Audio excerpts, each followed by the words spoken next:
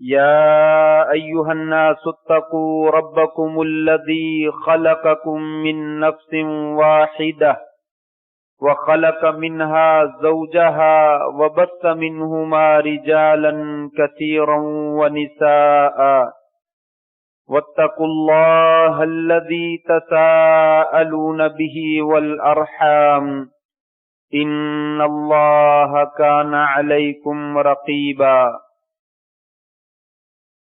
اے لوگو، اپنے پروردگار سے ڈر جاؤ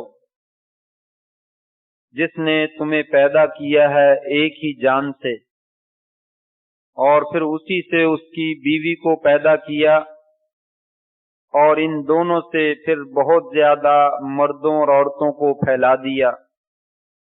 اس اللہ سے ڈرو جس کے نام کے ساتھ جو ہے وہ تم آپس میں ایک دوسرے سے سوال کرتے ہو، اور رشتہ داری اور قرابت کے معاملے میں بھی ڈرتے رہو۔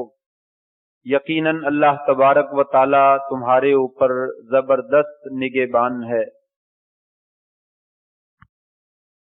حضرات گرامی قدر،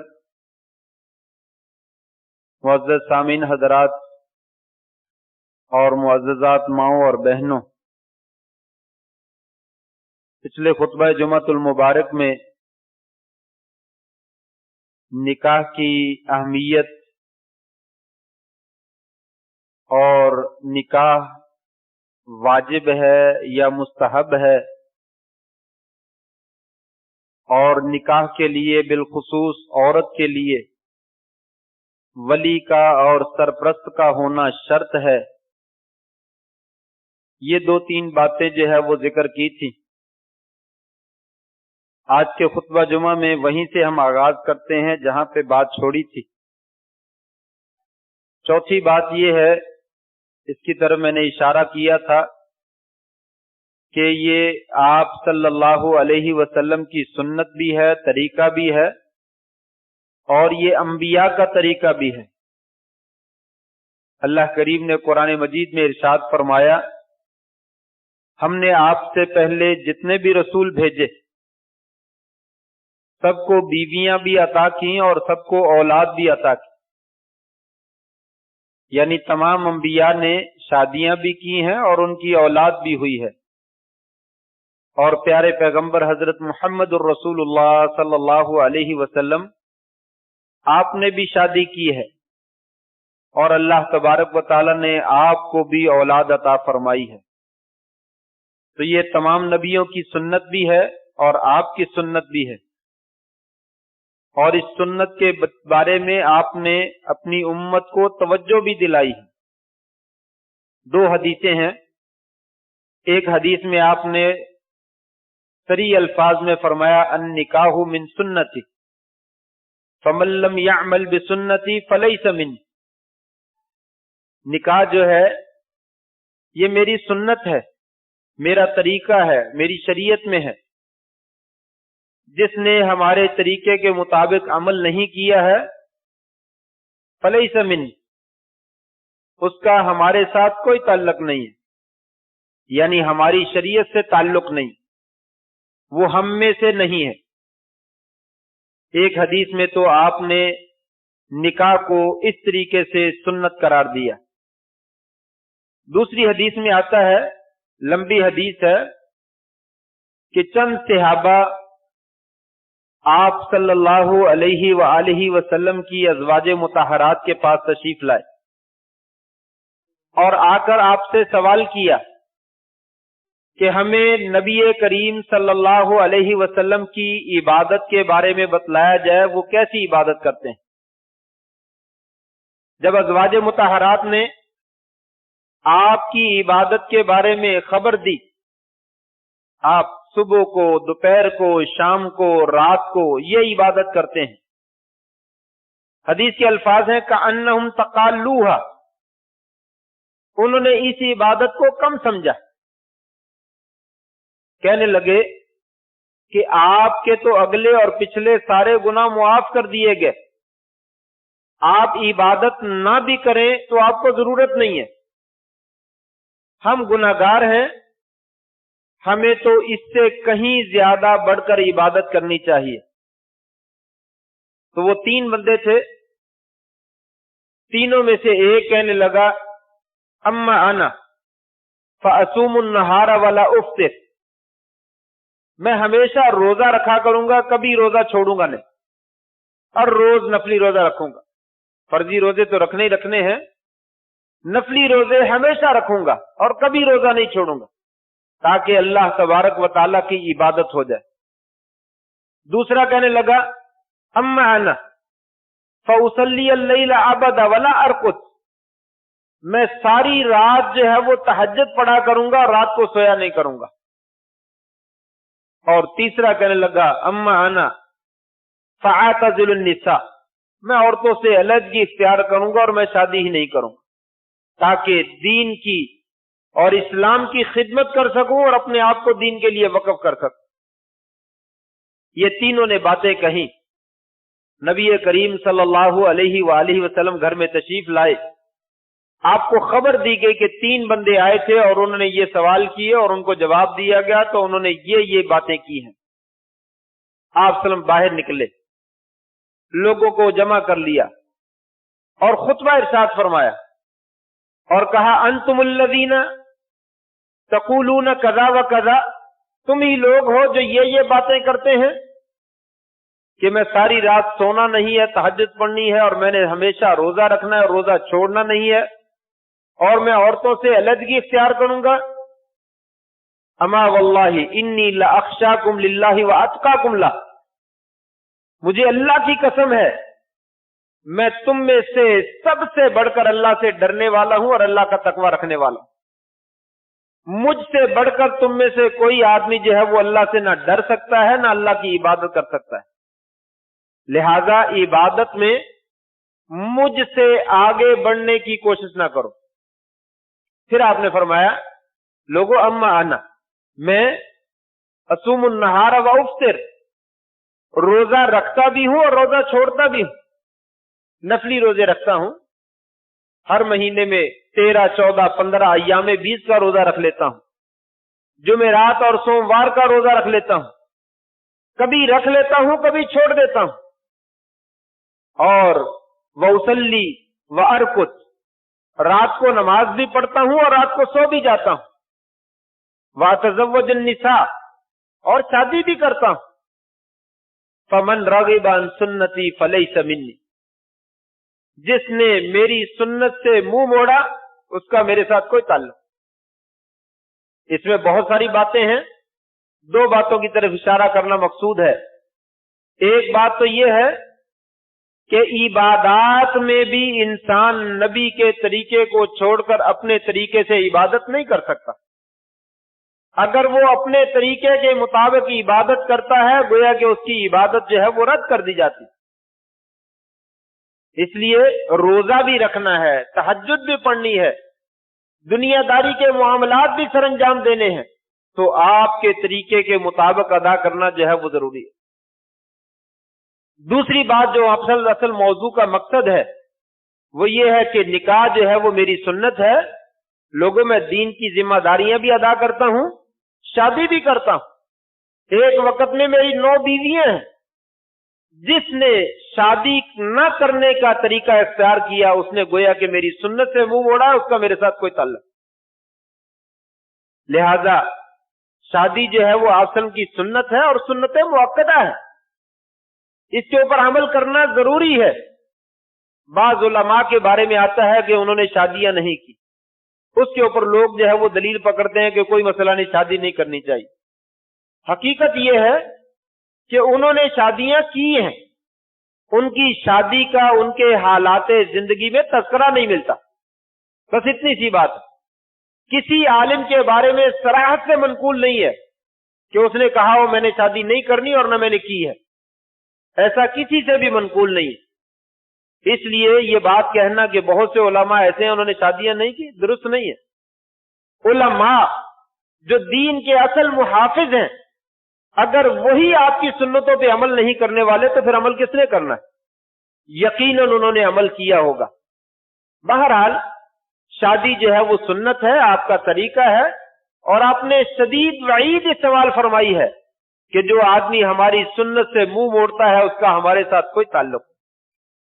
حضرات گرامی قدر، نکاح اس کے بے شمار فوائد ہیں، جن میں سے کچھ باتوں کی طرف میں نے پچھلے جمعے میں اشارہ کیا تھا۔ ان فوائد میں سے ایک فائدہ تو یہی ہے، یہ سنت ہے، سنت پہ عمل کرتا ہے انسان تو سنت پہ عمل کرنا چاہیے۔ دوسرا فائدہ یہ ہے، شادی کو شریعت نے نصف دین کہا ہے۔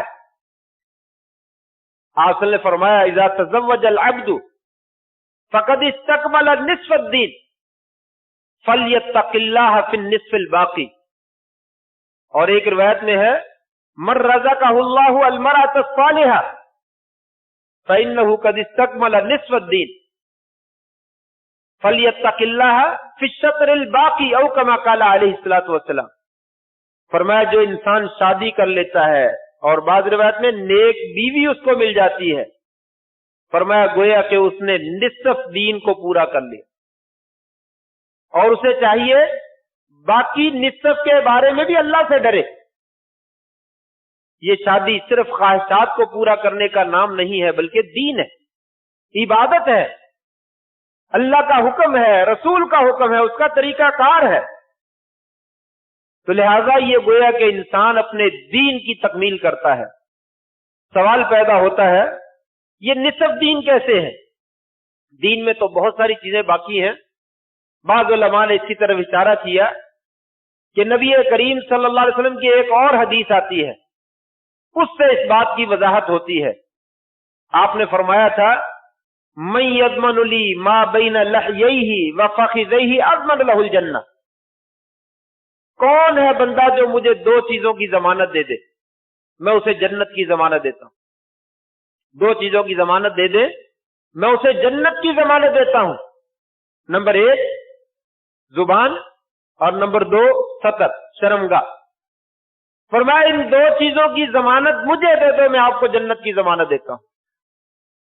گویا کہ اس حدیث کا معنی یہ ہے انسان کی تباہی اور بربادی میں بنیادی طور پر سبب بننے والی دو چیزیں ہیں، انسان کو جہنم میں دھکیلنے والی بنیادی طور پر دو چیزیں ہیں۔ ایک زبان ہے، اس کا جب انسان غلط استعمال کرتا ہے تو انسان کو جہنم میں لے جاتی ہے۔ حضرت معاذ نے کہا تھا یا رسول اللہ کیا ہم جو باتیں کرتے ہیں اس کا مواخذہ ہوگا، اس کا حساب کتاب ہوگا؟ تو آپ نے فرمایا تھا تیری ماں تجھے گم پائے، تجھے نہیں معلوم قیامت کے دن کتنے ہی لوگوں کو اونڈے منہ یا نچنوں کے بل گھسیٹ کر جہنم میں رسید کر دیا جائے گا، اسی زبان کی کاٹ کی وجہ سے، اسی زبان کے خطرناک جملوں کی وجہ سے انسان کو جہنم رسید کر دیا جائے۔ گویا کہ ایک سبب کیا ہے؟ زبان۔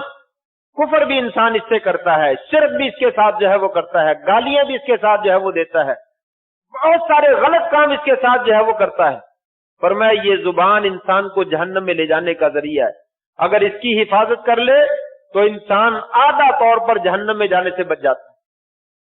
اور دوسری چیز انسان کا ستر ہے، فرمایا ستر کی حفاظت کر لے اور عفت اور پاک دامنی کو اختیار کر لے، فرمایا دوسرا سبب بھی انسان جہنم میں جانے سے بچ جاتا ہے۔ گویا کہ اس اعتبار سے نصف کہا گیا کہ دو چیزیں انسان کو جہنم میں لے جانے کا ذریعہ ہیں، ایک پاک دامنی اگر اختیار نہیں کرتا تو تب جہنم میں چلا جاتا ہے، ایک زبان کی حفاظت نہیں کرتا تو تب جہنم میں چلا جاتا ہے۔ تو دو ہی چیزیں ان میں نصف کر دیا جائے تو نصف جو ہے وہ نکاح رہ جاتا ہے، کہ نصف کے ذریعے سے انسان کو جو ہے وہ عفت حاصل ہوتی ہے اور انسان اللہ کی حفاظت میں اور اس کی حدود میں آ جاتا ہے، جس کی وجہ سے کہا گیا کہ یہ آپ کا نصف دین ہے۔ اپنے باقی نصف کے بارے میں بھی اللہ تعالیٰ سے جو ہے وہ ڈرتے رہا کر۔ تو لہذا یہ شادی کرنا یہ نصف دین ہے، اور انسان کو اپنا باقی نصف جو ہے اس کی بھی حفاظت کرنی چاہیے۔ نمبر تیسرا فائدہ نکاح کا یہ ہے کہ اس میں اللہ تبارک و تعالیٰ نے نسل انسانی کی بقا رکھی ہے۔ قرآن مجید میں بھی موجود ہے، ہر خطبہ جمعہ میں یہ آیت پڑھی جاتی سورۃ نساء کی، یا ایھا الناس اتقوا ربکم الذی خلقکم من نفس واحدہ وخلق منها زوجها وبث منهما رجالا كثيرا ونساء. اے لوگو اللہ سے ڈر جاؤ جس نے تمہیں ایک جان سے پیدا کیا، پھر اسی ایک جان سے اس کی بیوی کو پیدا کیا، پھر مرد اور عورت سے یہ پورا نسل انسانی کا سلسلہ چلا دیا. آج جتنے بھی دنیا میں انسان، مرد اور خواتین، عورتیں اور مرد موجود ہیں، سارے کے سارے دو انسانوں سے، ایک مرد اور ایک عورت سے اللہ تبارک و تعالی نے پیدا کیا. گویا کہ اس سے انسانیت کی بقا ہے، اس میں انسانیت کی نسل جو ہے وہ چلتی ہے. اسی لیے آپ نے یہ فرمایا تھا تزوج الودود الولود فإنی مکاثر بکم الامم. لوگوں ایسی عورت کے ساتھ شادی کرو جو گھر والے سے محبت کرنے والی ہو اور جس کے ہاں اولاد زیادہ ہو. فرمایا لوگوں کل قیامت کے دن میں اپنی امت کے زیادہ ہونے پر دوسری امت کے لوگوں سے فخر کروں گا کہ میری امت زیادہ ہے.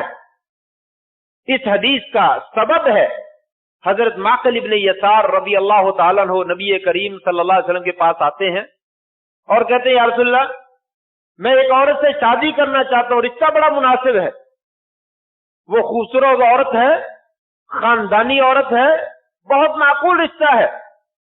ہاں البتہ ایک سبب مجھے بتلایا گیا ہے، اس عورت کے ہاں اولاد پیدا ہونے کی امید نہیں ہے، کیا میں شادی کر لوں؟ آپ نے اس وقت یہ فرمایا نہ، شادی نہ کرو، اس کے ساتھ نہ کرو. تزوج الودود الولود فإنی مکاثر بکم الامم. لوگوں ایسی عورت سے شادی کرو جس کے ہاں اولاد ہو سکتی ہے. کل قیامت کے دن میں تمہاری اولادوں کی وجہ سے، اپنی امت کے بڑھ جانے کی وجہ سے دوسری امتوں پر فخر کروں گا. تو گویا کہ نکاح کے بنیادی مقاصد میں سے ہے کہ انسان کے ہاں اولاد ہونی چاہیے. اولاد کی خاطر جو ہے وہ شادی کرنی چاہیے. جہاں پہ دوسرے مقاصد ہیں وہاں پہ یہ بھی ایک مقصد. تو یہ نسل انسانی کا سلسلہ اللہ نے چلایا ہے اس نکاح کے ذریعے سے. اس کو باقی رکھنا جو ہے یہ آپ کا اور ہمارا جو ہے وہ فریضہ ہے. اسی طریقے سے چوتھا فائدہ یہ ہے کہ نکاح کے ذریعے سے انسان کو گھر میں سکون اور سکینت ملتی ہے.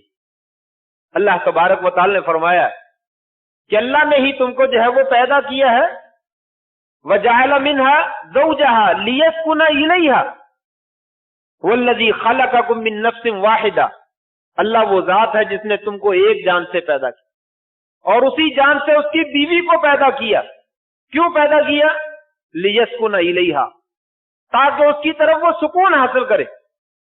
اگر انسان شریعت کے مقاصد کو سامنے رکھتے ہوئے شادی کرتا ہے اور اس شادی میں کتاب و سنت کے مطابق اپنی زندگی بسر کرتا ہے تو یہ دنیا کی زندگی انسان کے لیے گھرانہ جو ہے وہ جنت کا گھرانہ بن جاتا ہے. اور جب انسان شادی کے مقاصد کو پسے پشت ڈال دیتا ہے، اپنے مقاصد ہیں، اپنی آنا ہے، خواہ وہ میاں میں ہو خواہ وہ بیوی میں ہو، جب انسان شادی کو شادی کے مقاصد کی نظر میں نہیں تولتا ہے، اپنے مفادات کو سامنے رکھتا ہے، اپنے مقاصد کو سامنے رکھتا ہے اور اللہ اور اس کے رسول کی ہدایات کو پسے پشت ڈال دیتا ہے، یہی شادی جو ہے وہ انسان کے لیے دنیا میں جہنم کا گھر بن جاتی ہے. اس لیے شادی کا یہ بنیادی مقصد ہے کہ گھر میں سکون ہونا چاہیے. انسان نے شادی خاندان کے نظام کو تباہ کرنے کے لیے نہیں کی ہے. افسوس کہ آج بہت ساری شادیاں تباہی اور بربادی کے مقاصد کے لیے کی جاتی ہیں. انسان اس کا ذکر نہیں کرتا، لیکن اپنی انا کا جو لالچ ہوتا ہے اس کو سامنے رکھتا ہے. جب اس لالچ کے پیچھے بھاگتا ہے تو خاندان کا امن اور سکون جو ہے وہ تباہ و برباد ہو جاتا ہے. فرمایا لوگوں شادی رشتے داری جوڑنا اس مقصد کے لیے کہ گھر میں سکون پیدا ہو، گھر میں فضا جو ہے وہ پرسکون ہو، انسان گھر میں آئے تو اس کو ٹھنڈی چھاؤں ملے، انسان کی پریشانیاں جو ہے وہ دور ہو جائیں. اب ایسا نہ ہو کہ انسان گھر میں دیکھتے ہی دروازہ جو ہے وہ پریشان ہو جائے کہ پہلے میں پریشان ہوں، ٹینشنیں بڑی اور گھر میں داخل ہوں گا تو پتہ نہیں کون کون سی مصیبتیں جو ہے وہ سامنے آئیں. تو یہ شادی کے مقاصد میں سے نہیں. شادی کا بنیادی مقصد یہی ہے کہ گھر میں سکون ہونا چاہیے. اور وہ سکون کیسے ملے گا؟ جب ہم شادی کے مقاصد کو اپنے سامنے رکھیں گے. اللہ اور اس کے رسول نے ہمیں شادی کرنے کا حکم کیوں دیا ہے؟ ان چیزوں کو سامنے رکھا جائے جن میں سے کچھ کا ذکر کیا اور کچھ میں آئندہ ذکر کر رہا ہوں. تب جا کر جو ہے یہ سکینت جو ہے وہ انسان کو حاصل ہوتی ہے. مجرد یہ سکون کہہ دینا کہ شادی کرنے سے سکون ملتا ہے، ایسا نہیں ہے. یہ پھولوں کی سیج نہیں ہے، یہ کانٹے بھی نہیں ہے. یہ ہم نے خود اس کو پھول بنانا اور اس کو کانٹے بنانا ہے. اپنی زندگی کو خود خوشگوار بنانا اور اپنی زندگی کو خود تباہی کے دانے پہ دھکیلنا ہے. تو اس ذریعے سے انسان جو ہے وہ اپنی زندگی کو اچھا یا برا جو ہے وہ بنا سکتا ہے. شریعت نے کہا ہمارے مقاصد میں سے ایک مقصد کیا ہے؟ نکاح کے فوائد میں سے ایک فائدہ یہ ہے کہ آپ کو سکون ملے. نمبر 5، پانچواں فائدہ یہ ہے، شریعت کا بنیادی مقصد ہے انسان کی نگاہوں کی حفاظت ہو جائے اور انسان کے سطر کی حفاظت ہو جائے. انسان عفیف بن جائے، انسان پاک دامن بن جائے. یہ شادی کے ذریعے سے حاصل ہوتا ہے. آپ نے فرمایا یا معاشر الشباب من استطاع منکم الباءۃ فلیتزوج فإنہ اغض للبصر واحسن للفرج ومن لم يستطع فعليه بالصوم فإن له وجاء او کما قال علیہ الصلوۃ والسلام. فرمایا نوجوانوں کی جماعت شادی کرو. کیوں؟ کس لیے کرنی ہے؟ شادی کا بنیادی مقصد یہ ہے کہ آپ کی نگاہیں جھک جائیں، آپ کی نگاہوں کی حفاظت ہو جائے. اگر کوئی آدمی شادی کرتا ہے اور پھر بھی تصویریں دیکھتا ہے، پھر بھی فلمیں دیکھتا ہے اور پھر بھی ایڑیاں اٹھا اٹھا کر دیکھتا ہے، کھڑکی سے، دروازے سے، چور راستوں سے دیکھتا ہے، سمجھ لیجئے کہ اس نے شریعت کے مقاصد کو حاصل کرنے کی کوشش ہی نہیں کی. اس نے شادی اس مقصد کے لیے کی نہیں ہے، اس نے کوئی اور مقصد رکھا ہے. شریعت تو یہ کہتی ہے فَإِنَّهُ أَغَضُّ لِلْبَصَرِ. لوگوں یہ شادی انسان کی نگاہوں کو نیچا کر دیتی ہے. وَقُلْ لِلْمُؤْمِنِينَ يَغُضُّوا مِنْ أَبْصَارِهِمْ وَيَحْفَظُوا فُرُوجَهُمْ ذَلِكَ أَزْكَىٰ لَهُمْ. مومنوں سے کہہ دو اپنی نظروں کی حفاظت کریں، اپنے سطر کی حفاظت کریں، یہ ان کے لیے زیادہ پاکیزگی کا ذریعہ. کیسے حفاظت کریں؟ فرمایا شادی کے ذریعے حفاظت. آپ صلی اللہ علیہ وسلم نے فرمایا ہے لوگوں بازار میں چلتے ہوئے تمہیں کوئی عورت نظر آ جائے، اپنی نگاہیں جھکا لو، اپنے گھر میں آ جاؤ. جیسی عورت وہ ہے ویسی عورت آپ کے گھر میں بھی موجود ہے. اگر وہ کسی کی ماں ہے تو تمہارے گھر میں بھی ماں موجود ہے، وہ کسی کی بیٹی ہے تو تمہارے گھر میں بھی بیٹی موجود ہے. اگر تم اس کو بیوی بنانا چاہتے ہو تمہارے اپنے گھر میں بیوی ہے. لہذا تمہیں نظریں اٹھا اٹھا کر اس کو دیکھنے کی کوئی ضرورت نہیں. یہ شادی کا بنیادی مقصد. فَإِنَّهُ أَغَضُّ لِلْبَصَرِ وَأَحْسَنُ لِلْفَرْجِ. اس سے نگاہیں جھک جاتی ہیں اور انسان کے سطر کی حفاظت ہوتی ہے. انسان پاک دامن بن جاتا ہے اور پاک دامنی اختیار کر لیتا ہے. فرمایا اگر کوئی آدمی شادی کی طاقت نہ رکھتا ہو، حالات سازگار نہ ہو، وقت ابھی اجازت نہ دے رہا ہو، اسے روزے رکھنے چاہیے. اسے تصویروں پہ گزارا نہیں کرنا چاہیے، اسے فلموں پہ گزارا نہیں کرنا چاہیے. وہ اپنے وقت پاسداری کے لیے یہ کام نہ شروع کر دے. فرمایا اس کے لیے بہترین ہے کہ وہ روزہ رکھے. روزے کے ذریعے سے اللہ تبارک و تعالیٰ اس کے نفس کو کنٹرول کر دے گا. اس کی توجہ جو ہے وہ اللہ کی عبادت کی طرف مشغول ہو جائے گی اور اس چیز طرف نہیں آئے گی. اور انسان جو ہے جب موقع ہے تو پہلی فرصت میں جو ہے وہ شادی کرے. چھٹا مقصد جو ہے، چھٹا فائدہ جو ہے وہ شادی کا کیا ہے؟ فرمایا لوگوں حقوق زوجیت ادا کرنے میں اللہ نے اجر رکھا ہے. صحابہ نے کہا یا رسول اللہ اس میں بھی اجر ہے؟ کہا اگر کوئی غلط حرکت کرتا اس میں سزا اور گناہ نہیں ہوتا؟ کہا کیوں نہیں؟ تو آپ نے فرمایا اسی طریقے سے اللہ تبارک و تعالیٰ نے حقوق زوجیت ادا کرنے میں بھی انسان کے لیے جو ہے وہ اجر رکھا ہے. یہ گویا کہ ہمارے لیے عبادت بھی ہے، سنت بھی ہے، سکون بھی ہے، عبادت بھی ہے، نگاہوں کی حفاظت بھی ہے، پاک دامنی بھی ہے. بے شمار فائدے اللہ تبارک و تعالیٰ نے اس کے اندر ہمارے لیے رکھے. یہ مقاصد ان کو سامنے رکھتے ہوئے گھر کے ولی کو، گھر کے سرپرست کو چاہیے اپنے بچے کی اور اپنی بیٹی کی شادی کرنے میں اگر حالات سازگار ہوں تو تاخیر نہ کرے۔ موجودہ زمانے میں بہت سارے فسادات کا، بہت سارے فتنوں کا اور بہت ساری خرابیوں کا بنیادی سبب یہی ہے کہ رشتہ جو ہے وہ موجود ہوتا ہے، حالات سازگار ہوتے ہیں، شادی کو خام خواہی تاخیر کر دی جاتی ہے، مؤخر کر دیا جاتا ہے، جس میں بڑے فتنے اور بڑے فسادات جو ہے وہ پیدا ہو جاتے ہیں۔ اور میں ایسا نہ کروں، پہلی فرصت میں جو ہے وہ شادی کر دو۔ لیکن شادی کے لیے کیا کرنا چاہیے؟ رشتہ مناسب تلاش کرنا چاہیے تاکہ یہ مقاصد جو ہیں وہ حاصل ہو جائے۔ یہ مقاصد کے حصول کے لیے جو فائدے میں نے ذکر کیے ہیں، شادی کا مقصد یہ ہونا چاہیے، اور اس لیے دیکھے کہ میں شادی وہاں پہ کروں جہاں پہ مجھے یہ مقاصد حاصل ہو جائے۔ ایسی جگہ پہ شادی نہ کرے جہاں پہ یہ مقاصد حاصل نہیں ہوتے۔ جب انسان اپنی منمانی کرتا ہے، خواہ وہ لڑکا ہو یا لڑکی، جب اس کے نظریے میں اپنے مقاصد ہیں تو پھر یہ مقاصد حاصل نہیں ہوتے۔ اس کے اپنے پتہ نہیں حاصل ہوں یا نہ ہو، کم از کم یہ جو ہے وہ حاصل نہیں ہوتے۔ اس کے لیے والدین کو بھی چاہیے، اور جہاں پہ لڑکے کو اجازت دی اس کو بھی چاہیے کہ اس کے مطمع نظر میں یہ مقاصد جو ہے وہ ہونے چاہیے۔ اس کے لیے آپ صلی اللہ علیہ وسلم نے فرمایا، لوگوں شادی کے لیے رشتہ کیسا ہونا چاہیے؟ تنکح المرأۃ لاربع، کسی بھی عورت سے انسان شادی کرتا ہے تو 4 مقاصد ہوتے ہیں۔ نمبر 1، لمالہا، اس کا مال چاہتا ہے، بڑی مالدار عورت ہے، شادی ہو جائے گی تو اس کا مال بھی میرے قبضے میں آ جائے گا۔ ولحسبہا، اس کے خاندان کے لیے، خاندان سے شادی ہو جائے گی تو خاندان میں میری عزت بڑھ جائے گی، بڑے اونچے خاندان کا آدمی ہے۔ ولجمالہا، اس کی خوبصورتی کی وجہ سے شادی کرتا ہے۔ ولدینہا، اور چوتھا سبب اس کا دین ہے۔ آپ نے پہلی 3 چیزوں کے اوپر جو ہے وہ کچھ نہیں کہا، اور یہ کہا فاظفر بذات الدین، لوگوں دین والی کے ساتھ کامیابی حاصل کرو، دین کو اختیار کر لو، تمہیں ساری کامیابیاں مل جائیں گی۔ آج اس حدیث کو ہم پسے پشت ڈال دیتے ہیں۔